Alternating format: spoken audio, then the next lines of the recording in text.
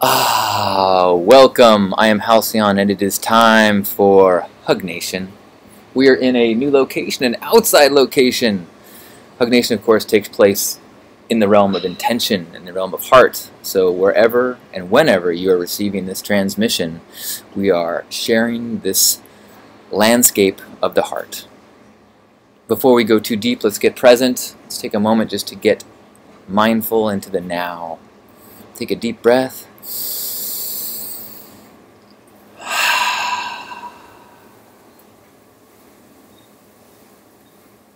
So much of life is spent planning, preparing, thinking about, worrying about, regretting, figuring out. And yet, all of those things are thoughts, which are once removed from the actual experience of life.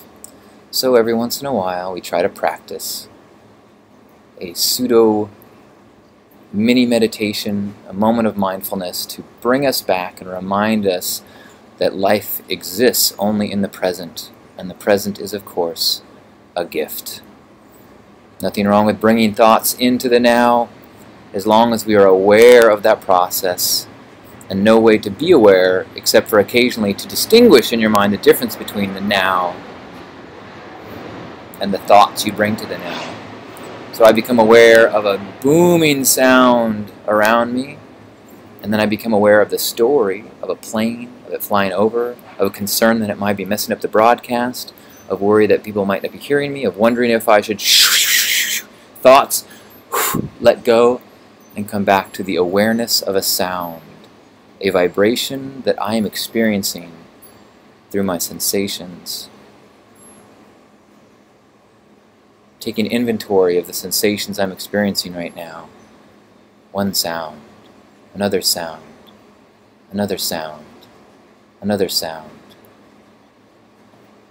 Becoming aware of the sensations in my body, my feet on the floor, grounding to the earth. The feeling of my seat in the chair, my hands resting on my thighs, where fabric is touching skin. Feeling of my tongue in my mouth, my chest expanding as I breathe.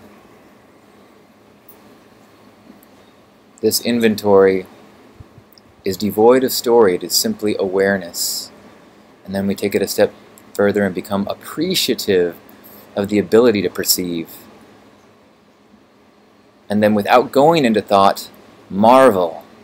And the gift of consciousness, the ability to experience these things and then to think about them.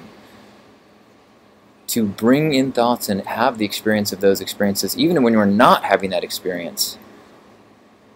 Thank you, universe, for all these gifts. Help us to stay in a state of appreciation and wonder so that we may feel rich and abundant in the opportunities to experience. Amen. Welcome, welcome, welcome! As I said, we are in the garden studio of Belicious. We are having some IKEA furniture installed inside, and made the judgment call that this was the quietest place. Now, if a tree falls in the outside patio and there's a webcast here to pick it up, will it bother us?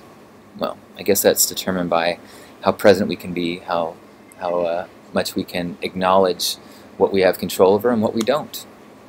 Float more, steer less. And so here we are. So, life for me is moving very fast right now, all sorts of work things happening. And amidst all of the work stuff happening, there is a Burning Man related thing that came up, and I know the broadcasts have been very Burning Man heavy lately.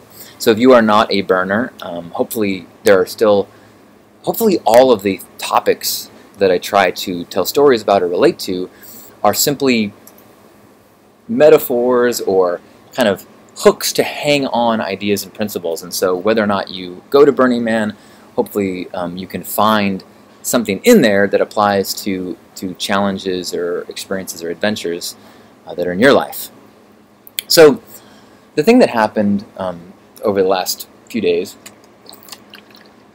is that the Burning Man organization has started to publish the results of the playa restoration teams going through the entire landscape of the event and publishing their MOOP results. MOOP meaning matter out of place, which at Burning Man is anything that wasn't there when you started. You know, an orange peel might be biodegradable, but it is out of place and it does not belong on the playa. So there's a huge push.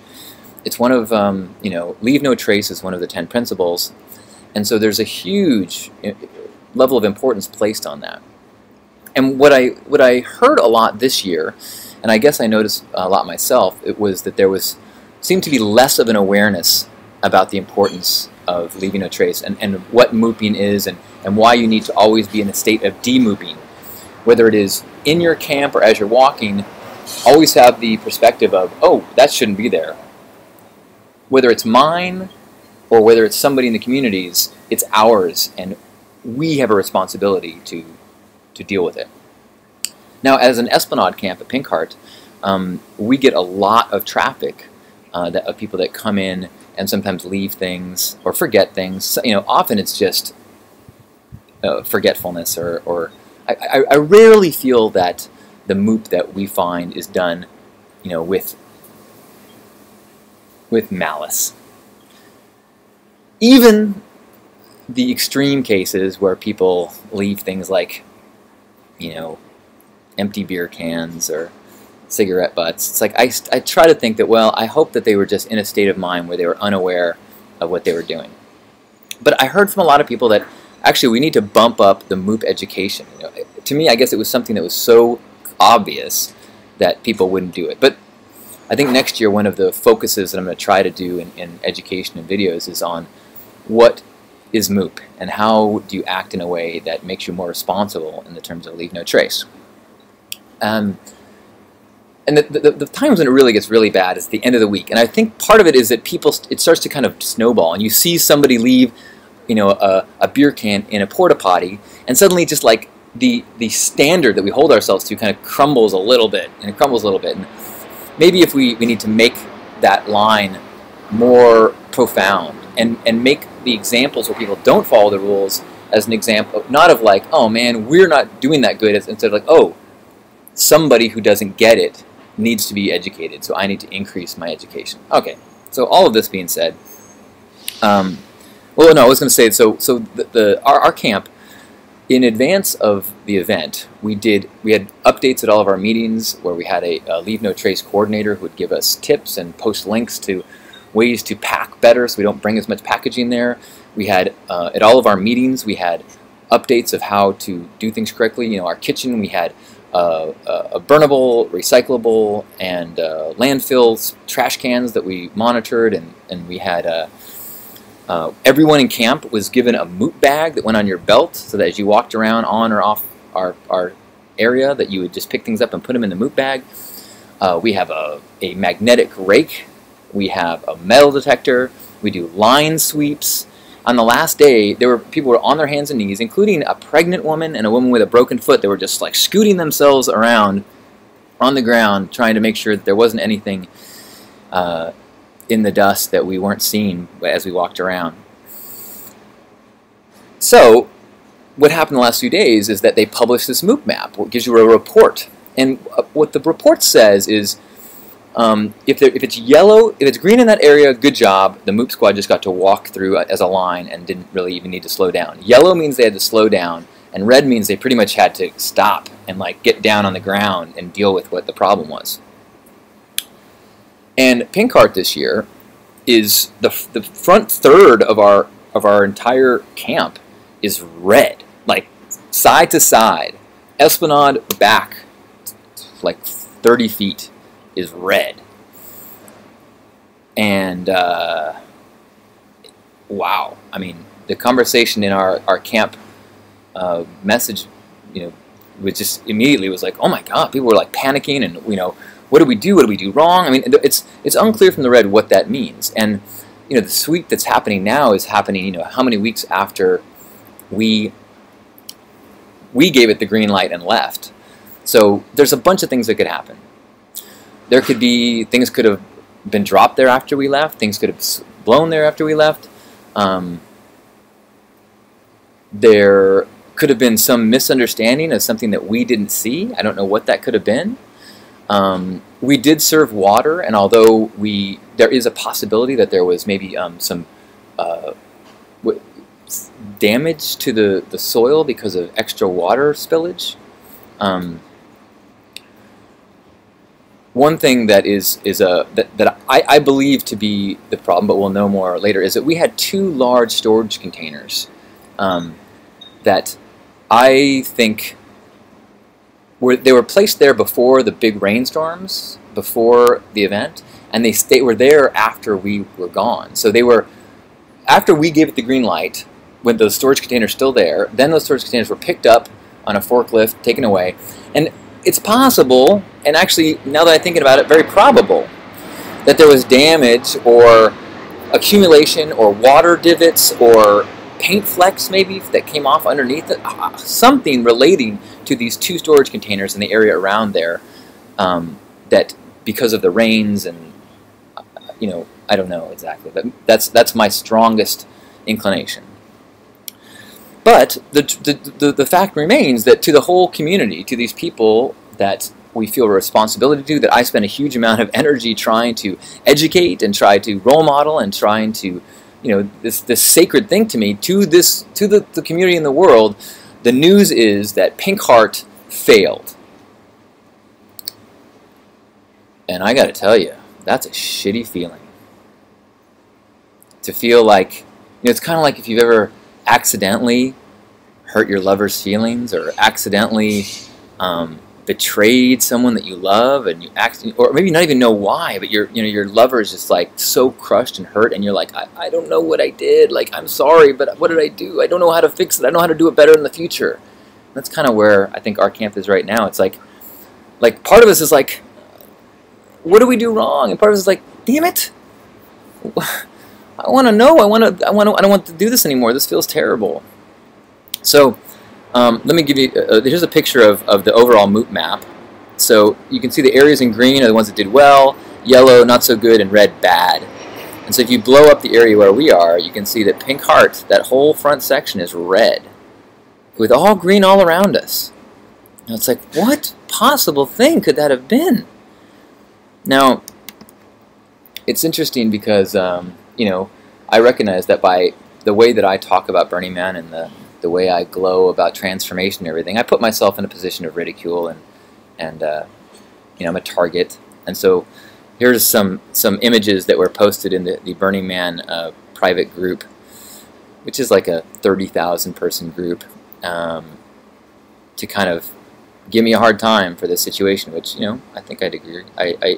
Well, I'll try to tell you how I addressed it, but here are the things that were posted. It was a 2-part picture. Here's the first one. It says, hey John, what does it mean when half of your camp, or half of our camp, is red on the MOOP map, apparently implying that Justin Bieber is in my camp. There were some jokes, some images made before the event with me and Justin Bieber enjoying some torrid boy-on-boy appreciation of one another. And then the second part, and me holding a sign saying Johnston and the 10 Principles of Burning Man, a talk that I gave at a pre-burn event in San Diego. So kind of highlighting the hypocrisy of me. And then it says, so what does it mean? And the second part says, it means we fucked up, Justin. We fucked up.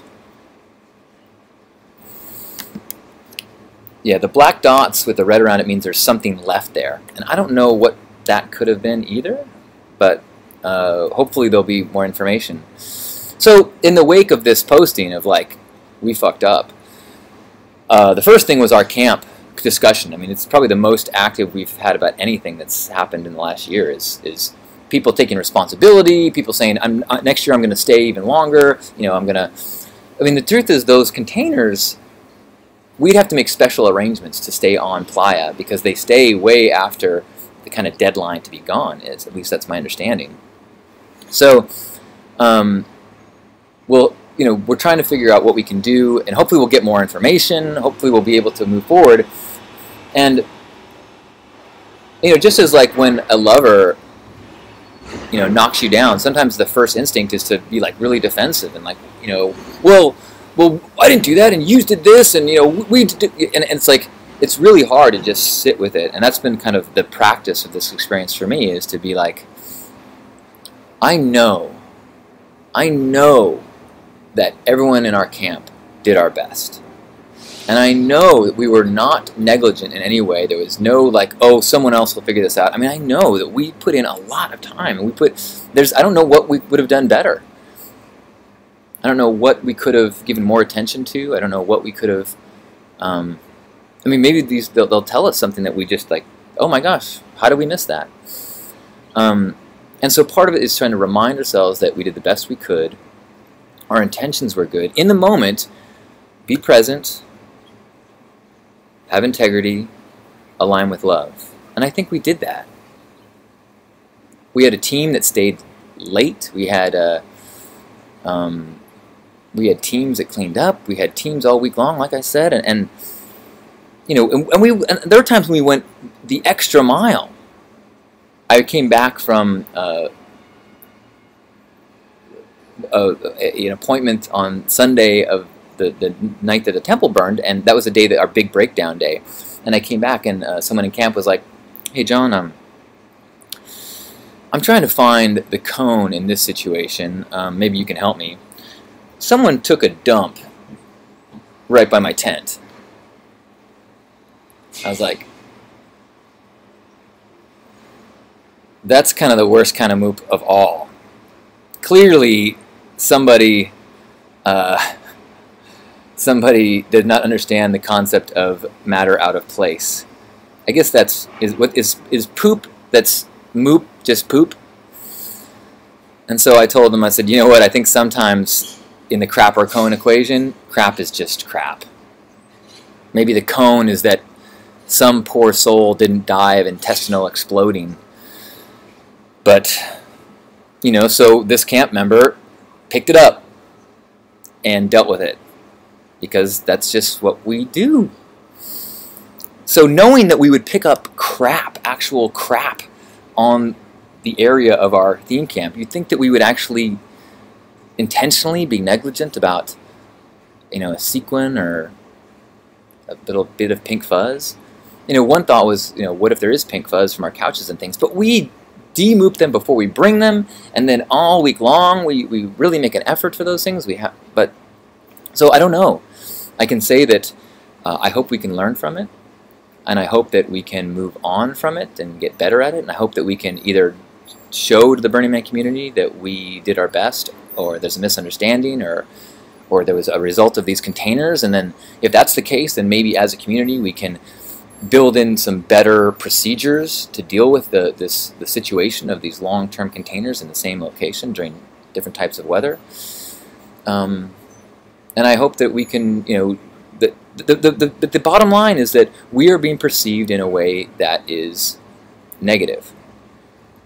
And so whatever the truth is of the situation, my priority is to acknowledge that I'm sorry that this perception exists. I look forward to learning more about the circumstances of it, and we will do everything possible to change this perception in the future. If it is a perception because of a fault of ours, we will correct that fault. If it is a perception because of a misunderstanding of ours, we will correct that misunderstanding. If it is extra labor, whatever we can do, we will do it. I've already, we're trying to look into ways that we can get some, coaching or feedback, or maybe even have a restoration person check in with us before we ever leave playa and say, like, hey, can we get some help? We're not new to this, and yet we somehow failed last year. We really need some coaching. But as embarrassed I am about the accusations, I am not embarrassed about the camp's actions. And I think that's an important thing. As I apologize, I'm apologizing for the scenario, but not, it's not like if I hurt anyone's feelings, and I did so because I was cruel and there was malice, that's one thing. If I hurt someone's feelings because I was ignorant, then that hopefully is an opportunity to learn, and hopefully there's forgiveness in the future and growth. I think owning up to challenges is how you grow. I think that defending ourselves and trying to figure out excuses is not going to make too much difference. One thing that's been interesting is a lot of people over the years and have said that we've had similar situations where they thought they left their camp in perfect condition, and then the MOOP Map came out. And granted, what I said about the MOOP Map is that it doesn't say you failed. It says your area made the team slow down. And so hopefully we can determine what that means. Anyway,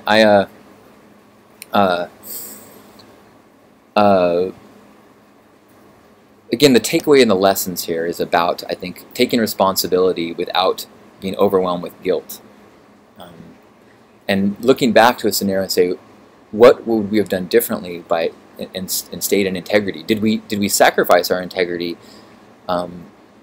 Did we get here because of not staying in alignment? And none of those things are true. So I think that is simply an opportunity for possible growth. Maybe for the entire community and not just ourselves.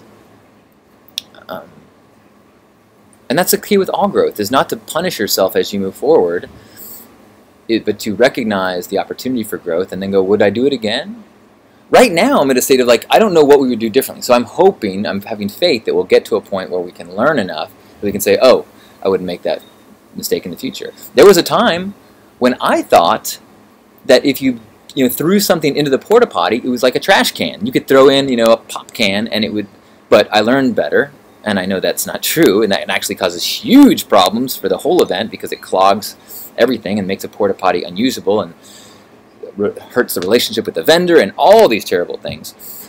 So, ignorance, embarrassment, growth. Hopefully, this is at a state now where we're in that same path of ignorance and growth. That being said, I'm very sorry if anything that we did on behalf of my camp was done so in a way that jeopardized the playa, the community, the event, that caused extra effort or challenges for the people who are working on the restoration. Thank you, restoration team, for all your efforts, and truly sorry if anything that we did or didn't do contributed to the challenges that you face. It is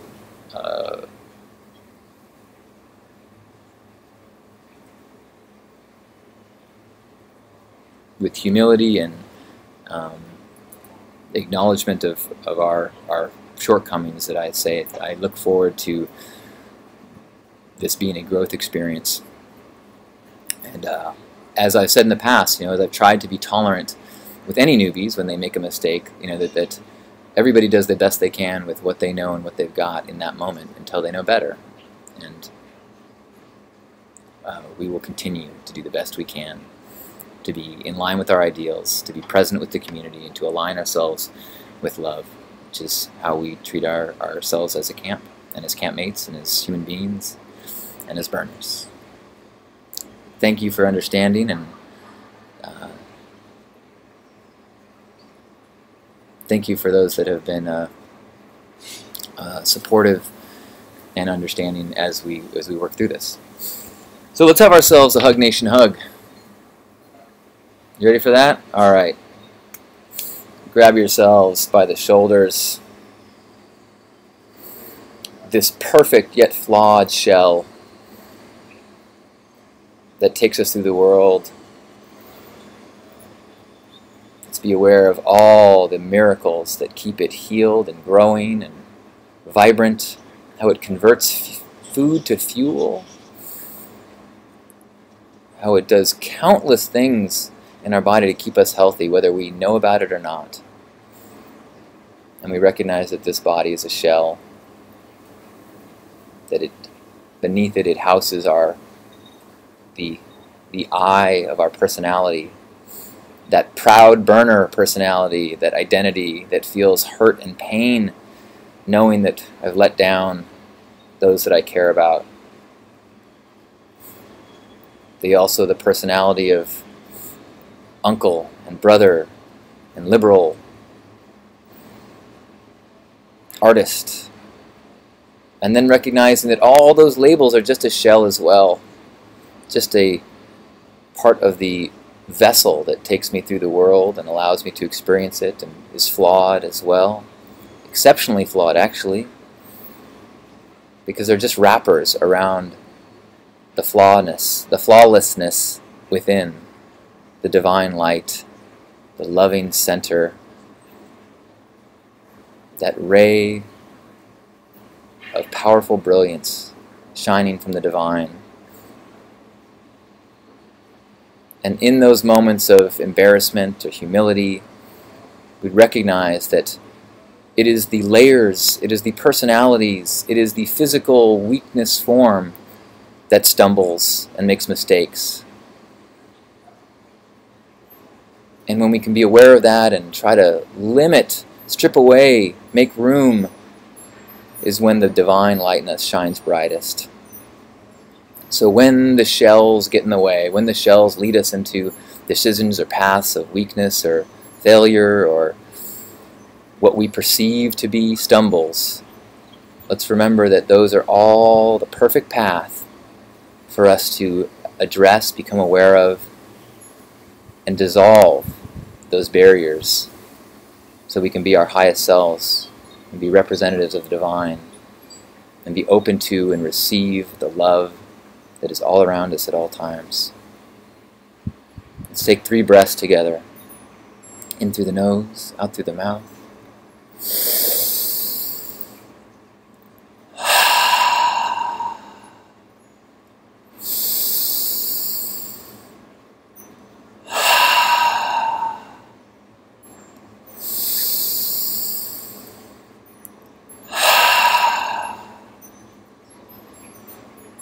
On behalf of Grandpa Caleb and all the Love Warriors, Happy Hug Nation, thank you for being you.